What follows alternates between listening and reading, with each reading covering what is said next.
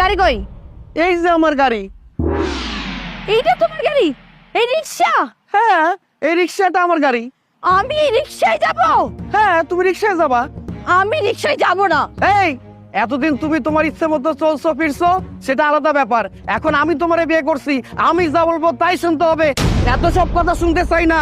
এখন আমার লগে চলো, রিক্সায় বসো, আসো বসো, রিক্সায় বসো।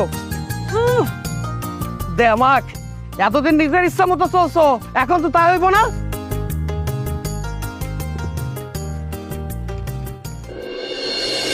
সেই সকালে বেরিয়েছি, এখনো আসার কোনো নাম গন্ধ নাই।